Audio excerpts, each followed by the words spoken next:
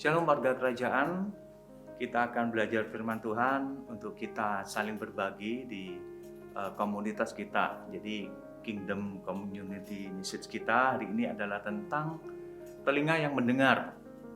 Seberapa banyak di antara kita yang sudah tidak terlalu peduli lagi bagaimana kita seharusnya mendengar suara Tuhan dan kita mengikuti perintahnya. Nah, saudaraku, coba pertanyaan ini menjadi refleksi kita, bisa menjadi bahan diskusi, yaitu coba renungkan ya, kenapa Tuhan memberi kita dua telinga dan satu mulut saja. Jadi kita punya double telinga kita ini, tapi kita cuma punya satu mulut. Itu bisa didiskusikan, bisa saling sharing. Nah, baik, saya akan masuk pada materi kita. Kenapa kita harus punya telinga yang bisa mendengarkan suara Tuhan? Lukas 8 ayat 8b dikatakan, setelah berkata demikian Yesus berseru, siapa mempunyai telinga untuk mendengar, hendaklah ia mendengar. Jadi Tuhan Yesus sendiri berkata bahwa seharusnya kalau kita punya telinga, termasuk telinga rohani kita, berarti kita harus bisa mendengarkan, termasuk mendengarkan suara Tuhan. Nah, ada cerita atau kisah yang bagus ketika Tuhan Yesus menggambarkan dirinya sebagai gembala yang baik. Saya akan bacakan dalam Yohanes pasal 10 ayat 1 sampai 5 saja. Dikatakan, aku berkata kepadamu, sesungguhnya siapa yang masuk ke dalam kandang domba dengan tidak melalui pintu, tetapi dengan memanjat tembok, ia adalah seorang pencuri dan seorang perampok. Tetapi siapa yang masuk melalui pintu, ia adalah gembala domba. Untuk dia penjaga membuka pintu dan domba-domba mendengarkan suaranya, dan ia memanggil domba-dombanya masing-masing menurut namanya dan menuntunnya keluar. Jika semua dombanya telah dibawanya keluar, ia berjalan di depan mereka dan domba-domba itu mengikuti dia, karena mereka mengenal suaranya. Tetapi seorang asing pasti tidak akan mereka ikuti, malah mereka lari daripadanya karena suara orang-orang asing tidak mereka kenal. Ketika Tuhan menggambarkan dirinya, dia sebagai gembala dan kita adalah domba-dombanya, maka adalah sebuah kewajaran domba-dombanya itu mendengarkan suaranya, kecuali bukan dombanya Tuhan Yesus. Tentu domba-domba nggak akan mendengar suaranya. Tetapi kita disebut sebagai domba-dombanya Tuhan, berarti kita harus mendengarkan suaranya. Nah, pertanyaannya adalah, apakah kita mendengarkan suara Tuhan? Kalau kita menanyakan hal ini dan belum kita mendengarkan suara Tuhan, pertanyaannya berikutnya adalah bagaimana kita bisa mendengarkan suara Tuhan? Nah, beberapa langkah berikut ini akan menjadi panduan buat kita bagaimana cara kita untuk mendengarkan suara Tuhan. Nah, saya pakai ilustrasi frekuensi. Misalnya kalau radio yang kita miliki tidak akan pernah kita dengarkan siaran radio itu kalau kita tidak mengambil tindakan untuk mentuning frekuensinya. Tentu saja yang pertama kita on-kan dulu, lalu kita cari frekuensi. Nah, yang pertama yang harus kita lakukan bagaimana cara kita mendengar suaranya adalah memeriksa receiver kita atau antena receiver kita. Nah, cara sederhana ini adalah gini, apakah kita punya kerinduan untuk mendengarkan suara Tuhan? Ataukah Tuhan hanya berbicara melalui peristiwa-peristiwa saja? Saya katakan, Tuhan memang bisa menuntun kita melalui berbagai peristiwa yang terjadi dalam hidup kita. Tetapi Tuhan juga menuntun kita melalui suaranya. Dan dia berbicara kepada kita secara spesifik.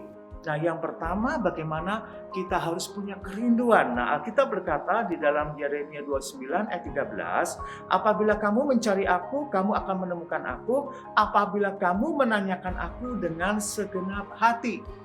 Jadi yang pertama adalah punya kerinduan. Kalau kita memikirkan bahwasanya kenapa kok aku nggak mendengarkan suara Tuhan lalu tidak mengambil tindakan apa-apa, maka percuma dan kita tidak akan bisa mendengarkan suara Tuhan. Yang harus kita lakukan pertama adalah punya kerinduan. Tuhan, aku pengen dengar suaramu. Aku mencari suaramu melalui firman-Mu. Aku datang kepadamu. Di dalam doa, meluangkan banyak waktu dan lain sebagainya. Jadi di dalam hati kita ada kerinduan untuk kita dapat mendengarkan suaranya melalui telinga rohani kita. Itu yang pertama. Kemudian yang kedua adalah bagaimana untuk kita bisa mendengarkan suaranya, yaitu menemukan frekuensinya. Jadi kalau kita sudah punya radio dan kita pengen mendengarkan siarannya, maka kita harus mentuning sampai kita menemukan frekuensi yang tepat. Nah, saudaraku, jangan berpikir bahwa Tuhan itu hanya berbicara melalui suara-suara yang keras ya, karena memang ada banyak kesaksian juga bahwa Tuhan berbicara melalui audible voice, suara yang terdengar secara fisik oleh telinga kita. Sebenarnya memang Tuhan bisa berbicara seperti itu, tetapi cara yang paling sering dilakukan Tuhan adalah berbicara secara perlahan di dalam hati kita, berbisik ya, suara yang sangat lembut. Seperti misalnya 1 Raja-Raja 19 ayat 11 mulai sampai 13.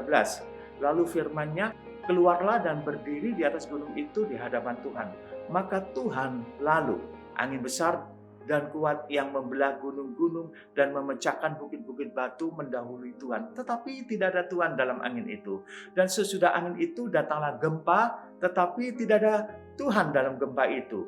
Dan sesudah gempa itu datanglah api, tetapi tidak ada Tuhan dalam api itu.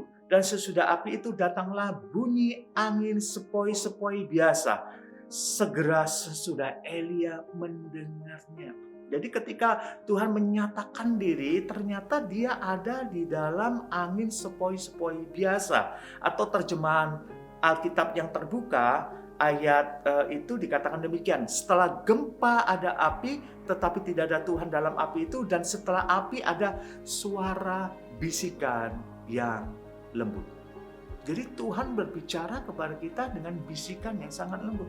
Makanya kita harus belajar untuk berdiam diri di dalam keheningan untuk kita fokus mendengarkan suara Tuhan. Bukankah sekeliling kita saat ini ditemukan banyak kebisingan? Kita juga suka akan hal-hal yang menyibukkan diri kita, hal-hal yang bising yang memenuhi hati ya, pikiran kita. Ketika apa? Kita sibuk buka gadget kita baca sosial media, kita baca berita, kita lihat Instagram, kita lihat Facebook, kita lihat TikTok, semuanya sampai membuat pikiran ya, otak kita itu menjadi penuh, telinga kita menjadi begitu bising ya. Bahkan banyak orang Kristen pun waktu tidur bawa HP untuk apa? Untuk masih lihat YouTube, film dan lain sebagainya, dan tidak ada keheningan.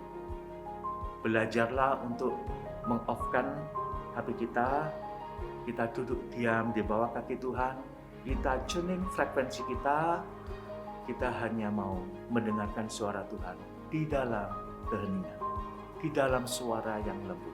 Latihlah diri kita untuk meluangkan banyak waktu di dalam keheningan, karena disitulah Tuhan berbicara kepada kita. Nah, kemudian yang ketiga, bagaimana caranya kita mendengarkan suara Tuhan? Yang ketiga adalah begini, selaraskan dengan firman Allah. Karena firman Tuhan ya, atau suara Tuhan pasti sama dengan firman-Nya. 2 Timotius 3:16, segala tulisan yang diilhamkan Allah memang bermanfaat untuk mengajar, untuk menyatakan kesalahan, untuk memperbaiki kelakuan, dan untuk mendidik orang dalam kebenaran. Jadi semua firman Tuhan, kita punya Alkitab sebagai dasar kebenaran dalam hidup kita. Maka kalau kita belajar dengarkan suara Tuhan, maka suara Tuhan itu harus sama, selaras, dan harmonis, cocok, sesuai dengan Alkitab, dengan firman Tuhan. Makanya jadi orang Kristen, jangan menjauhkan Alkitab dari hidup kita. Belajar untuk bergaul dengan firman Tuhan. Baca setiap pagi Alkitab kita. Bahkan di sela-sela waktu kita bekerja pun tetap baca Alkitab, merenungkan firman. Bahkan di rumah ketika kita membangun mesbah keluarga, kita merenungkan firman. Juga di komunitas sel kita, ketika kita komsel, kita juga merenungkan firman. Kita belajar firman, penuhi hidup kita dengan firman Tuhan. Ketika diri kita penuh dengan firman Tuhan, maka kita dapat mengidentifikasi suara Tuhan dengan tepat. Karena suara Tuhan harus dan pasti sama dengan firman.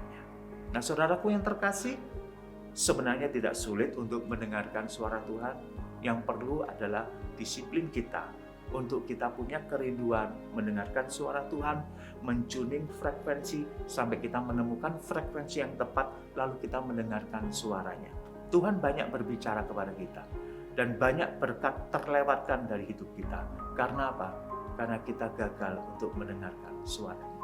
Biarlah kiranya melalui pesan Kingdom Message hari ini, kita diingatkan kembali untuk supaya kita mendengarkan suaranya dan kita mengikuti perintahnya. Tuhan memberkati kita semua. Amin.